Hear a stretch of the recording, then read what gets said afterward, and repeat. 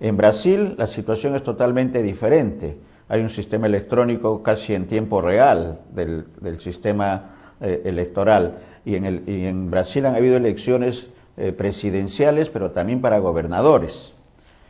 Vamos a conversar, está acá en nuestro país el doctor Víctor Bautista, es abogado, pero también es representante de los PECs, los peruanos en el exterior, que permanentemente en BIS Televisión y en nuestros programas damos a conocer las actividades importantes, actividades que cumplen los peruanos en el exterior, que tienen una visión totalmente diferente a quienes vivimos en el Perú, porque además del país en la que los acoge, que también tienen muchos de ellos la nacionalidad del país que los recibe, también tienen la otra visión del Perú, la preocupación del Perú, el amor al Perú, y eso les da un plus diferente a lo que tenemos nosotros quienes residimos en el territorio peruano.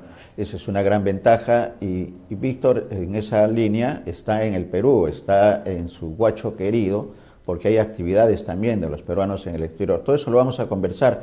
Le damos primero la bienvenida. Vamos a hacer un enlace telefónico porque la conectividad, que es otro de los problemas por solucionar en nuestro país por parte de las autoridades del gobierno nacional, no nos permite tener una comunicación con audio y video, pero la tecnología y los argumentos y las salidas de nuestro equipo de producción nos va a permitir tener en audio a Víctor. Víctor, bienvenido a Ánfora 2022, a BIS Televisión. Muy buenos días, Néstor Becerra.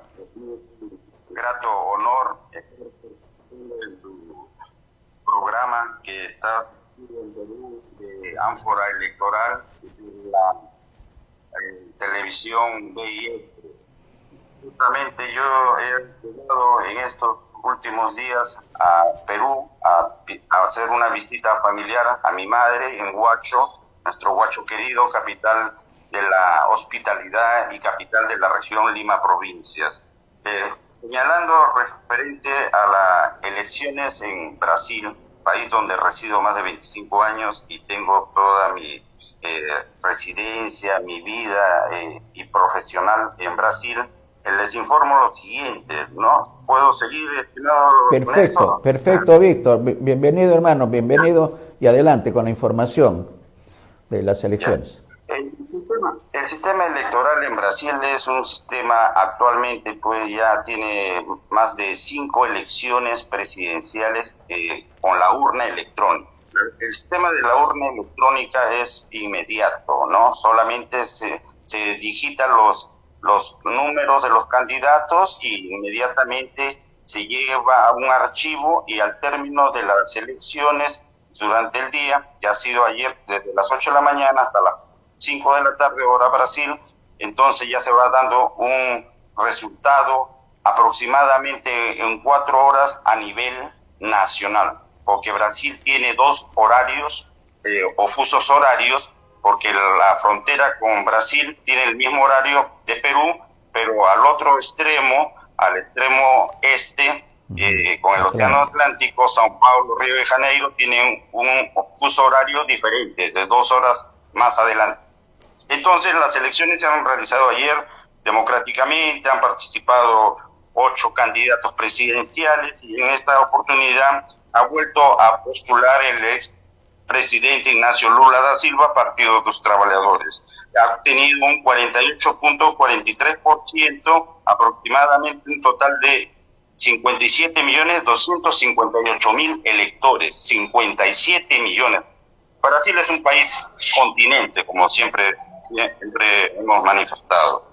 Después lo sigue el actual presidente Jair Mesías Bolsonaro, del Partido Liberal en esta oportunidad, y que ha obtenido un porcentaje del 43,20%, arrojando un total de electores votantes de 51.071.000. Tercer lugar está la senadora, la abogada Simone Tebet, del partido del MDB, y que ha obtenido 4.16%, un total de 5 millones de electores. Y en cuarto lugar, el también candidato y exministro de Trabajo del señor Lula da Silva, Ciro Gómez. Tenemos que ver también una lectura referente a estas elecciones. No solamente ha sido presidenciales en Brasil, sino también de gobernadores. ¿No? Pero estamos viendo en esta situación la polarización que existe en Brasil, así como ha habido la polarización aquí en Perú con los candidatos en ese entonces, el año pasado, con Pedro Castillo y con la candidata Keiko Fujimori. Brasil está actualmente polarizado, ¿no?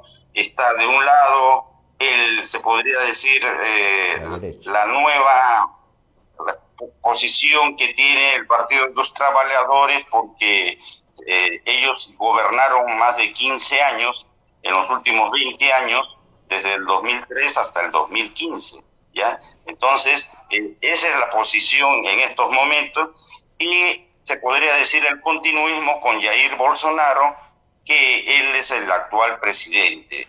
Estas elecciones han sido muy marcadas, muy confrontacionales en Brasil, porque también se tiene la idea de volver a la situación de que estaba el señor Lula da Silva durante los primeros gobiernos del Partido de los Trabajadores, en donde lamentablemente la corrupción campeó, mucho campeó.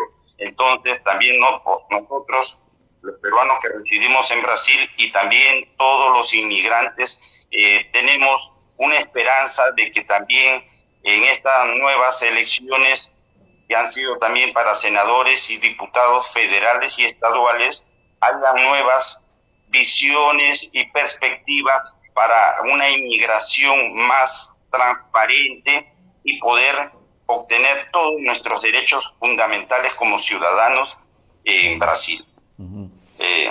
¿Alguna otra información que permite a los gobernadores? Dígame, estimado Néstor. Víctor, un comentario previo antes de ingresar a los gobernadores, que también es importante. Un comentario, me parece la precisión de un mejor trato a los extranjeros, a quienes ingresan a Brasil y tienen la residencia o están en tránsito en Brasil, pero para el pueblo brasileño, con esta polarización que le has explicado tan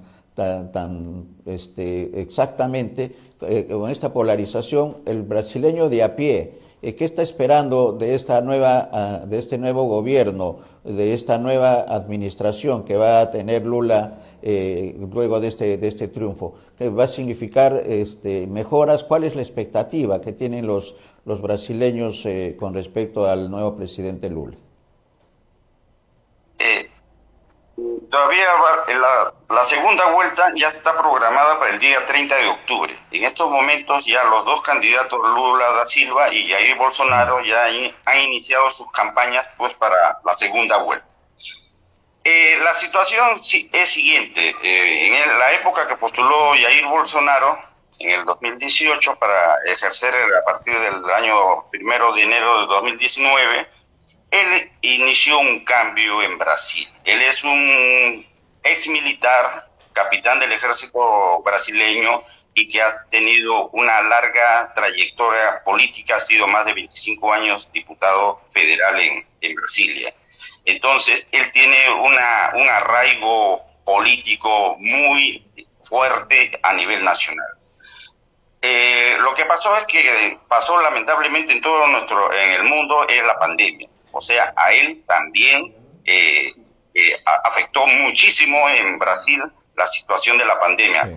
Haciendo una comparación con Perú, aquí en Perú, aquí fue pero terrible, porque nosotros allá la única obligación que teníamos era poder usar la máscara, ya una máscara protectora, pero aquí en Perú usabas la máscara protectora y también tenías que ir a un toque recolero, o sea, un toque de queda, ¿no?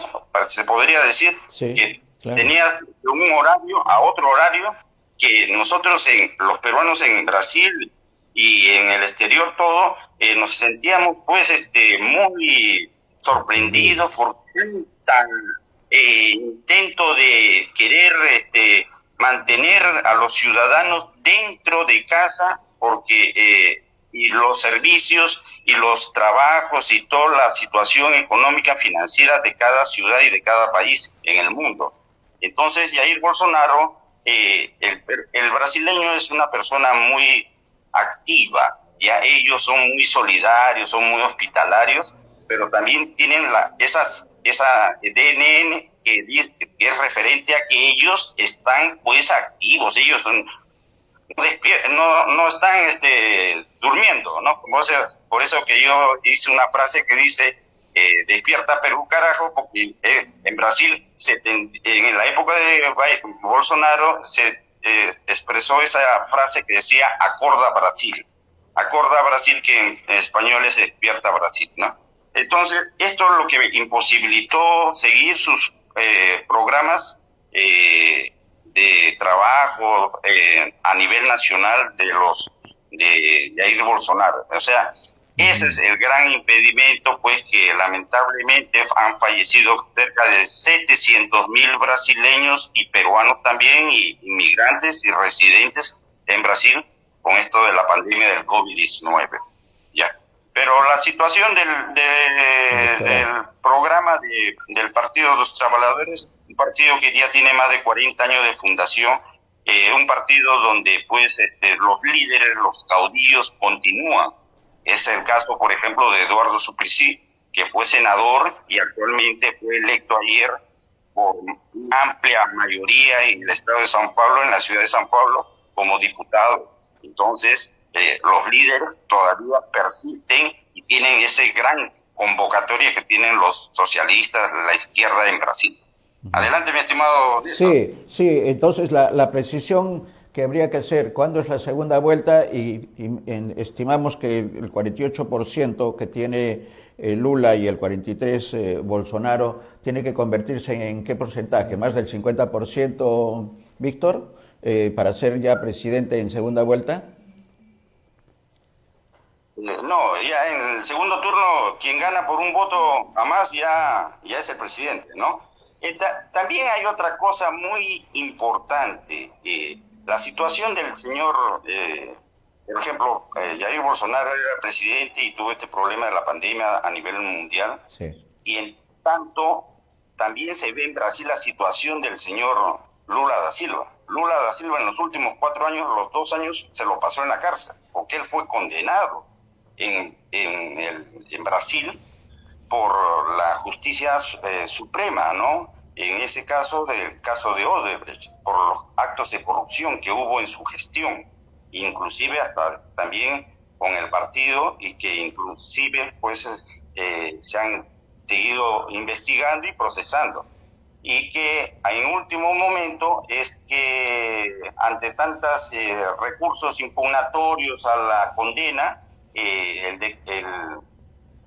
la Sala Suprema, el Tribunal Supremo Judicial de Brasil, pues emitió una resolución en donde todo el proceso que se le llevó y que lo condenaron a Luis Ignacio Lula da Silva, como se dice en el argot jurídico nacional, se lo tumbó y se lo volvió a foja cero. Actualmente el señor Jair Lula da Silva continúa en un proceso de investigación, pero ahora en Brasil. Y también el caso que sucedió de la justicia y los procesos judiciales a Lula da Silva es que el ex juez Sergio Moro ayer ha sido electo senador por el estado de Paraná, ¿no? O sea, dada la repercusión que tuvo en ese momento y en estos momentos en la coyuntura nacional brasileña, la situación de que ayer ha sido electo y uno de los 81 senadores electos para formar parte en el Congreso Nacional, el ex juez Sergio Moro, que ha obtenido más del 33.50% el estado de Paraná, que queda al sur del estado de São Paulo y que su capital es Curitiba. Adelante, mi estimado Néstor. Sí, muy bien. Sí, las precisiones, importante las precisiones con respecto a la segunda vuelta, lo que significa, Víctor, tu apreciación, que de acuerdo a estos resultados del 100% de primera vuelta, la tendencia es que se ratifique esta decisión, o qué podría estar ocurriendo de aquí a la segunda vuelta que permita a Bolsonaro superar el porcentaje de diferencia que tiene Lula da Silva? El electorado, la ciudadanía brasileña, después de estas elecciones que he tenido en estas últimas horas, conversaciones con compatriotas y también brasileños, es que está un poco más calmo, porque antes con la polarización, ya los brasileños y los que residimos en Brasil ya tenemos las cosas claras, se puede decir. Ya hemos vivido el gobierno del PT, el gobierno de Lula da Silva, y también hemos vivido el gobierno de Jair Bolsonaro. Ajá, Entonces, claro. en este momento, yo estoy viendo a una candidata, la senadora Simone Tebet, con más de un 4%, más de 5 millones de votos, que ella tiene un voto, como se puede decir, Sí. un voto de arrastre, un voto de convocatoria. Y entonces yo pienso, y también como ha participado en la coaligación de Jair Bolsonaro, ella va a apoyar pues, la candidatura de Bolsonaro, ¿no? Porque también tenemos que ver en cuenta que en Brasil hay coaligaciones que representan y convocan a un candidato presidencial. Aquí en Perú es un partido, un candidato. Allá en Brasil son 5 partidos, un candidato presidencial. Esa es otra diferencia con el sistema electoral peruano-brasileño, ¿no? Uh-huh. Es muy interesantísimo. Correcto. Justamente, a ver, sí. ¿no? Es muy interesante y muy fructífero, ¿no? Esa posición y ese sistema que tienen. Que la vamos a tratar, Víctor, aprovechando tu presencia, quizás mañana en Lima o pasado mañana, para conversar sobre ese tema, porque acá en el Perú seguramente coincides con nosotros, creemos que el tema de la representación democrática, del tema de la representación no está bien dirigida, no está bien orientada con respecto a las autoridades que se eligen, o el caso de la representatividad parlamentaria. Está en tela de juicio la representación democrática en nuestro país, y eso lo vamos a tratar en otro tema. Hablando de peruanos en el exterior, tú estás también, además de una visita familiar a tu mamá, también hay una actividad este fin de semana en el Congreso de la República en la que van a convocar a los peruanos en el exterior, que además están celebrando su día. Cuéntanos, ¿hay alguna actividad en el Congreso de la República, Víctor? Nosotros hicimos nuestra participación política, se puede decir, en nuestro país, con la elección el año pasado de los 2 primeros congresistas electos por los peruanos residentes en el exterior, el distrito 27, el famoso distrito 27 PEX. Correcto. Entonces, las organizaciones y asociaciones que conformamos estos colectivos, hay una asociación que conjuga a todas estas asociaciones en los diferentes países donde residimos, que se llama ONCOPEX, Organización Mundial de los Peruanos en el Exterior, que la preside actualmente nuestro compatriota peruano residente en España, Jaime Toledo, y también me han hecho una invitación para que participe en unas elecciones que va a haber a nivel de todas la junta directiva y las juntas de esta asociación de federación, y que se va a realizar en el Colegio de Abogados de Lima el día 17 de octubre en horas de la tarde. También va a estar el día 18 de octubre, el día oficial de los peruanos residentes en el exterior. Va a haber una ceremonia en donde van a participar las altas autoridades del Congreso y también del Ejecutivo, de Cancillería, y posiblemente esté presente también el embajador Manuel Cuadros, que es el embajador de Perú en la ONU, y que justamente fue él quien lo recibió al presidente Pedro Castillo en su última visita a Estados Unidos. Nosotros los peruanos en el exterior, te digo, mi estimado Ernesto, estamos más... tenemos muchísima información, a pesar de que no estamos físicamente en nuestro país, pero tenemos más información de que los mismos compatriotas que residen en nuestro país. ¿Por qué? Yo siempre digo, un peruano en el exterior mínimo tiene 2 o 3 familiares que residen en nuestro Perú. Correcto. O sea, la comunicación es constante, con esta tecnología tenemos pues mucha información. Correcto. Así es, muy agradecido por la invocación para presentar este evento que se va a realizar en Perú en Correcto. el día 17 y 18. Y 18, que es el día de los peruanos en el exterior. Gracias, Víctor. Estamos en comunicación para hablar sobre el tema que está quedando pendiente, ese tema de la representación en Brasil, que es un ejemplo que deberíamos, creo, muchas de las cosas a aplicarlas en nuestro país en el tema de la representación de los peruanos elegidos, y que tengan transparencia y cuentas permanentes a la población. Gracias, Víctor. Si hubiera algo más que agregar. Sí, adelante. Muy agradecido por esta invitación a tu programa. Es la segunda, tercera vez que participo y siempre estoy a disposición. Un gran abrazo de Guacho querido. Gracias. Sí. Un saludo a todos los amigos, los grandes amigos que tenemos en Guacho. El doctor Guamán, el doctor David Rojas Paico, que es comentarista permanente, que lo vamos a tener seguramente en las próximas horas y en los próximos días. Gracias, Víctor. Feliz estadía en nuestro país y estamos en comunicación. Un abrazo.